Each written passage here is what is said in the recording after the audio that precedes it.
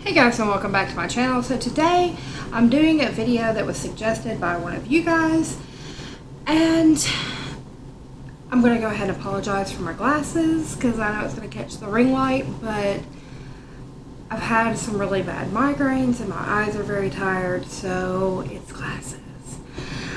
But with all of that said, today we're going to be covering the disappearance of Elaine Park.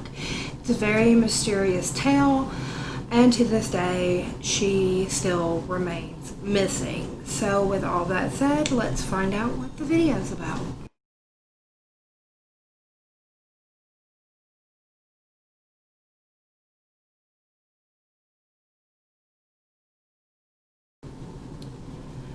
Okay guys, so like I said in the intro, I am doing a video on the disappearance of Elaine Park. This was recommended by one of you guys, and like I've always said, if you have something you want me to cover, just let me know. So I've done the research, which I have right here. I have my notes in front of me, and we're gonna go into it. But before we do, if you like this kind of content, give this video a thumbs up, subscribe if you haven't, and ring that bell. Now, Elaine Park was born on September 24th of 1996. She grew up in La Crescenta, California, and many described Elaine as outgoing and spunky, who had a large group of friends. Elaine was a cheerleader at La Crescenta Valley High School, and she also loved musical theater and dance. She appeared in many productions, and she was on various dance company teams. Elaine aspired to be an actress and even had several minor roles in TV shows and movies such as Crazy Stupid Love, Desperate Housewives, ER, and Mad TV. After high school, Elaine attended Pierce College in Los Angeles, California, but she did drop out. This was also around the time that she was laid off from her job at a restaurant.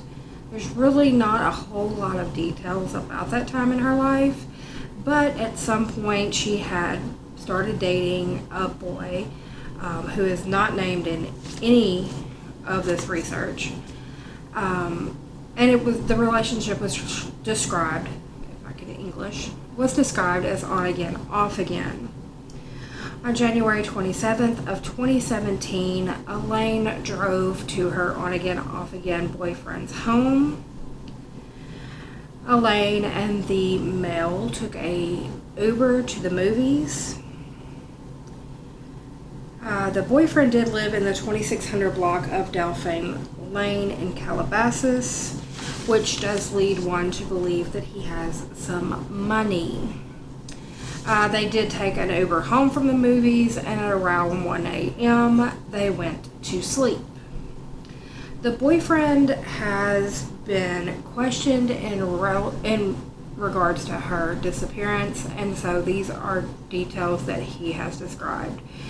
He advised that Elaine woke up at around 4 a.m. with what appeared to be a panic attack, but then he also said that she was singing. He never went into details about her singing. He just stated that she seemed to be having what he thought was a panic attack and was singing. He did ask her what was wrong. She told him that she didn't know and that she wanted to go home. Now this is at 4 a.m. He stated that Elaine continued to insist on going home, and Elaine is seen on a security camera at 6:05 a.m. going to her car, but the camera does not capture her getting into her car. Now, here's another issue. Okay, let's start with the first issue. She wakes up at 4 a.m. and says that she wants to go home, but she's not seen on camera going to her car until 6:05. Why did that take 2 hours and 5 minutes? I mean, nobody gets dressed that slow. On top of that, there's another issue, and it's the neighborhood camera. The neighborhood camera caught Elaine's car leaving the area 69 minutes after she was supposed to have gotten in her car at 6:05. So that would put that at like 7:16, somewhere around there. Then they wanted to try to say, oh no, that's just a problem with the timing on the camera. It hasn't been updated. It was only 9 minutes. But there's no way to prove any of that, so there is another issue. So this is on January 28th of 2017. That day, Susan Park, Elaine's mother, attempted to reach Elaine through text. The text went unanswered, and Elaine still had not returned home, but Susan was not alarmed at that point. However, after more text went unanswered and she still was not home, Susan did become very nervous and went to the Glendale Police Department to file a missing persons report on January 30th of 2017. The police did not take the report seriously at first, advising she was an adult and that, maybe if she gave her a little bit more time, she would show up, or she'd answer, or she'd call. Then on February 2nd of 2017, 3 days after the missing persons report was filed and 5 days after Elaine actually went missing, Elaine's gray 2015 Honda Civic was located. The vehicle was on Pacific Coast Highway, which was south of Corral Canyon Road in Malibu. This is approximately 20 miles away from her boyfriend's home, and also not very close to any businesses or things of that nature. When police located the vehicle, the doors were unlocked. Elaine's keys were in the ignition, and they also found Elaine's cell phone, her backpack, her computer, and some money in the vehicle. Bloodhounds and officers were immediately called to the scene, and they searched around where the car was located and were not able to find anything. Investigators have stated that they've questioned the boyfriend. They advised that he was very cooperative. He even provided the first surveillance camera showing her going to her car at his home. And they do not think that he was involved in her disappearance. He is no longer a person of interest in this case. Now, from the time that Susan went missing to this day, there have been several high-dollar rewards offered for any information that leads to the location of Elaine or Elaine's body. No information has come forward in reference to those rewards. Susan Park, Elaine's mother, in 2017, actually on September 12th of 2017, requested that Elaine's missing persons investigation be transferred from Glendale Police Department to the Los Angeles County Sheriff's Department. Now, going into that, she says, specifically, I do not feel Glendale Police Department has been doing nearly enough to investigate the case and following up thoroughly on leads. I'm appealing and pleading for your help, Park told the board that she was requesting the transfer from. Now, that request was denied. It is to stay in a Glendale Police Department investigation. And the head investigator on the case is a Sergeant Williams. Give me 1 second. Sergeant Robert Williams.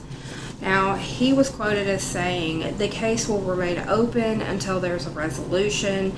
With missing persons reports, we don't close them until they're found one way or another. It remains open and there is no leads to investigate. In reference to Susan Park's request to have the case transferred, Williams stated, we can't start a criminal investigation until there's evidence a crime was involved. He also added that his department has been working closely with the Sheriff's Department, and there's still no resolution to this case. Now, Susan Parker was not happy with the investigation. Of course, she asked for a request to be transferred. That was denied. So she has hired a private investigator by the name of Jake Bryant. Bryant has received some tips that lean toward foul play, but there's no real information given.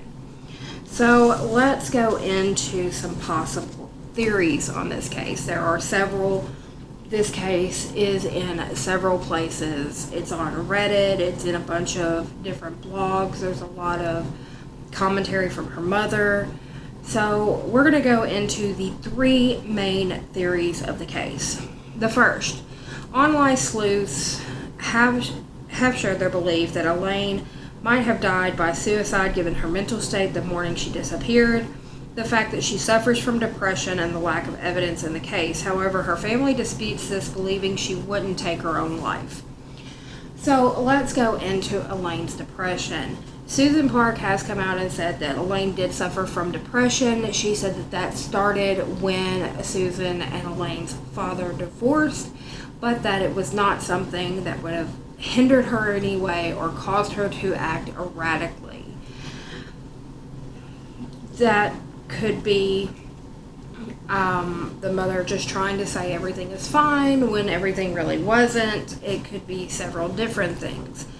However, that is one theory that Elaine killed herself. The second theory is, this is held by both Elaine's family and the police, that Elaine's disappearance is the result of foul play. However, there hasn't been enough evidence found to conclusively prove this or lead in a direction of a crime having been committed. While police don't currently have any suspects, online sleuths feel a better look at Elaine's boyfriend is needed, despite the fact he's been ruled out as having any involvement. Now, that is something that even the private investigator has said, is that there are foul play involved, and to tell you the truth, I really think the boyfriend needs a closer look. He is the last known person to have seen her. He stated that she was acting erratically. However, you didn't stop her from leaving. You didn't walk her to her car. There's some time discrepancies between the 4 a.m. panic attack that he states she had and the 6:05 her walking to the car. There's also the issue with the neighborhood camera. Was it really 69 minutes from the time that she left his home to when she exited the neighborhood, or was it 9 minutes? Nobody really knows. And so there are some discrepancies that follow the boyfriend.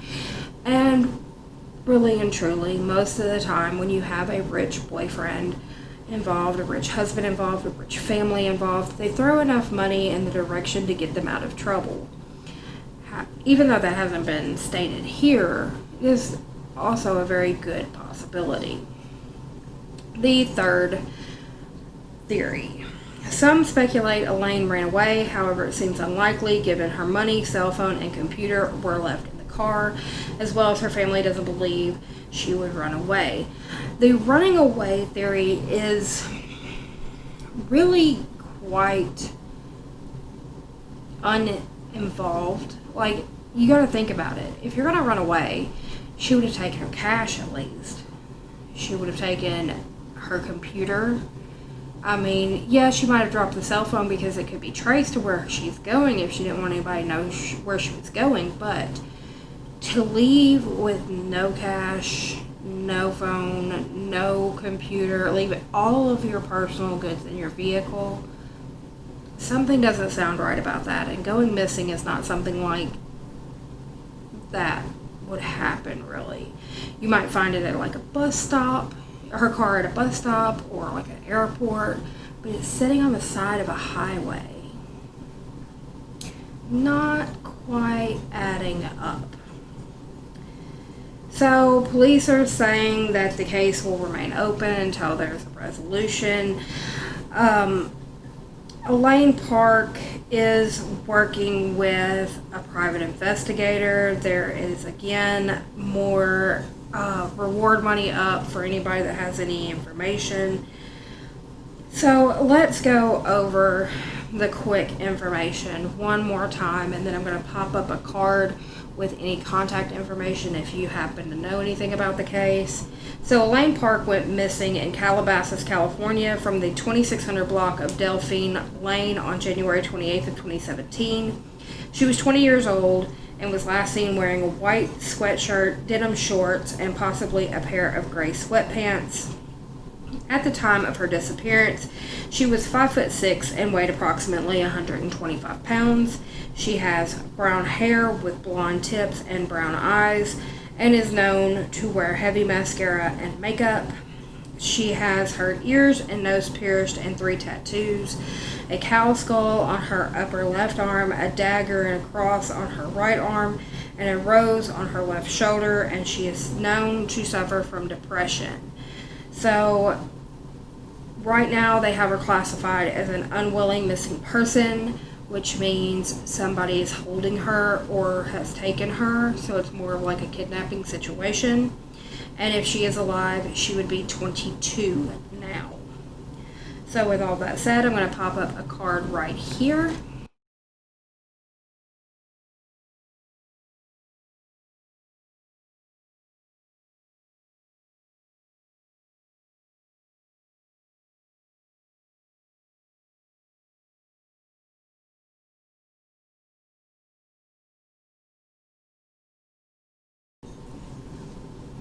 Okay guys, so that was the information for the Glendale Police Department and the tip line.